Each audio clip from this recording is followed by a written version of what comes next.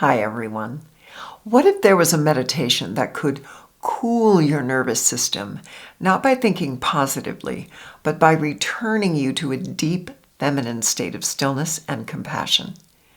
Today, I want to introduce you to the holding meditation, a 2,000-year-old feminine meditation practice that sits at the root of all my work inside She Rising Academy.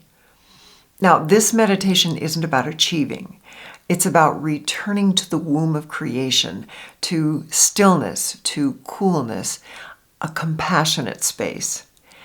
And it's been my experience that the more women practice this state internally, the more calm they become, the more they react to life, not even react, it's respond to life with a sense of grace-centeredness. It's incredibly powerful for women, by the way, going through menopause.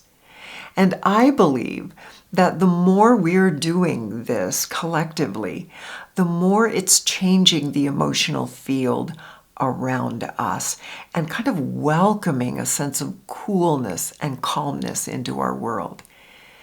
Ancient Sanskrit texts to Genesis describe life beginning in total darkness, cool darkness. Oral traditions from the ancient Egyptians to indigenous tribes have described the same thing.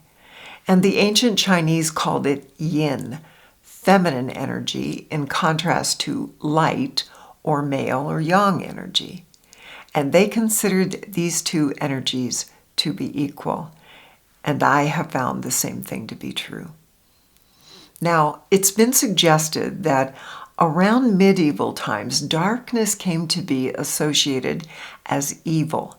And that happened when painters portrayed bad people or the devil as dark beings and good beings as light. In other words, it's a human interpretation that darkness is evil. But yin energy, as so many sacred texts and sacred traditions have shared with us, is that feminine energy that is the still, dark, cool birth space of creation. And it holds all potential for life. So I want you to imagine for a moment with me that slowing down into compassionate love and returning to that slow, cool space. And imagine if you were doing it regularly, how your nervous system would calm down. And I believe it plays a role in cooling the planet. Now, I get cooling the planet might be too difficult to believe, and I respect that. Personally, I've had undeniable experiences where the weather reflected my spiritual emotional state. But if you haven't had that experience, then consider using or trying out the meditation to support your nervous system. And then if you want to stretch a little bit and see what else might happen, share the relaxed love you feel by focusing on the earth around you. It could even be your backyard. And hold an intention, if you like, that as you cool and calm, the planet does too. And then let me know what that's like for you in the comments. You can download this special 2,000-year-old holding meditation in the description area below.